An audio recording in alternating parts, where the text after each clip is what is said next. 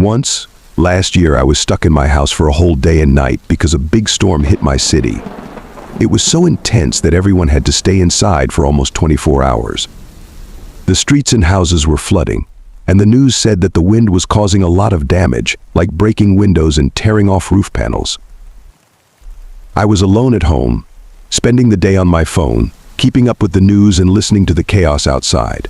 Around 5 or 6, the power started flickering, going off for a few moments and then coming back on. About an hour later, the power fully shut off.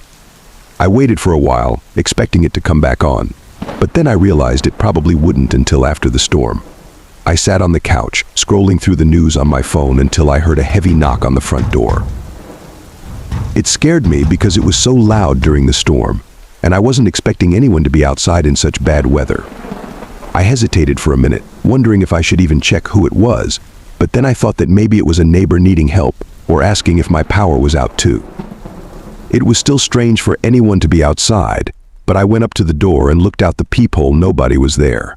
I felt really uneasy looking out, even though I didn't see anyone.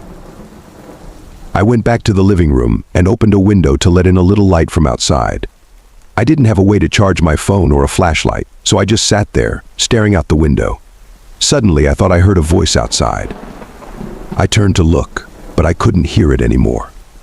I figured it must have been the wind making strange noises, so I turned back around. But then I heard it again, like someone was talking to someone else. I went to another window and looked outside, but it was so dark and rainy that I couldn't see anything. I stared out into the rain, and when lightning flashed, I saw a figure near my house. I couldn't tell what they were doing, and then it was dark again. Feeling uneasy, I closed the windows and went upstairs to the bedroom. I was still nervous about the knocking and the person I saw outside in the middle of the storm. I wondered what they were doing or who they were talking to. Hours passed with nothing happening, just the sound of the storm outside. Then I heard a door opening downstairs. I felt scared and tried to listen, but the storm was so loud that I couldn't hear any footsteps. I had to sit in the barely lit bedroom, feeling terrified. After a while, I got the courage to call 911, even though I knew it would be a long time for them to arrive. The police took over 30 minutes to show up, but they found nothing except an open front door and wet shoe prints inside the house. There were no signs of any intent after entering my home. It seemed like someone had broken in, looked around, and then left. To this day, there are no answers to what happened that night. It was almost 5 years ago when I found myself at my parents' new countryside home, about an hour away from the city I lived in. They had to move their stuff in a week before they could join me due to their work schedules and the complexities of long-distance moving.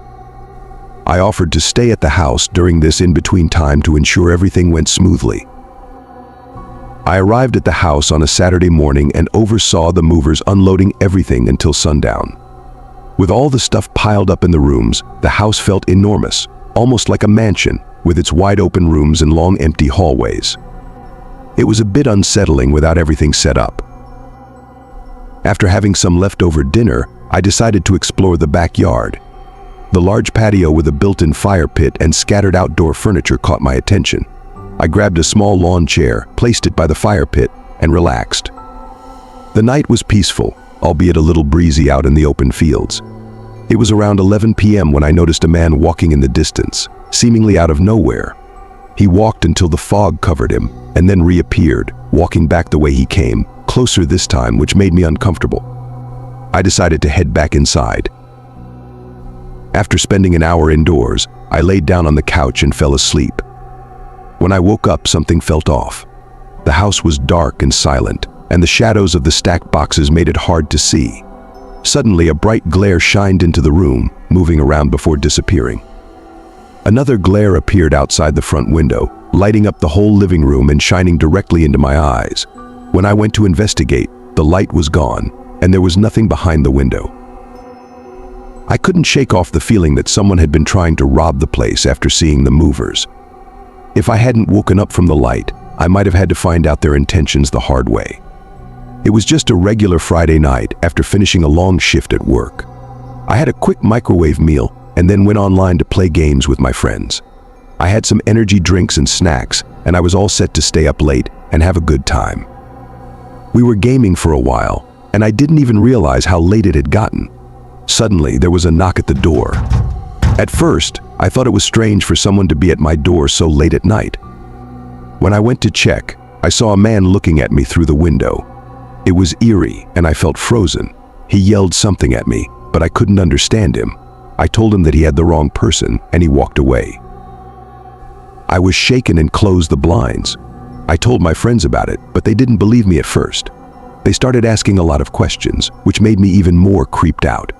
Following their advice, I made sure all the doors and windows were locked, something I had never bothered to do before. They reassured me, and we continued with our gaming. After a couple of hours, I had almost forgotten about the incident when there was a loud knock at the front door. This time, it was definitely from the front.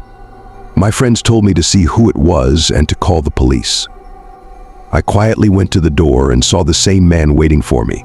He kept looking to his right, as if he were expecting someone. I backed away and called the police. As I looked out again, I saw the man making a small gesture with his hand before knocking again. I then heard someone else's footsteps near a window. I could see the glass moving, but it didn't open. After a while, I heard a sound like something being wedged into the wood outside the window. I was on the phone with the operator, and then I saw the frame around the glass moving. Suddenly, I heard footsteps running away. Shortly after, I saw the flashing lights of the police arriving. The police didn't have much to go on, and despite giving them a detailed description, there were no signs of the men returning.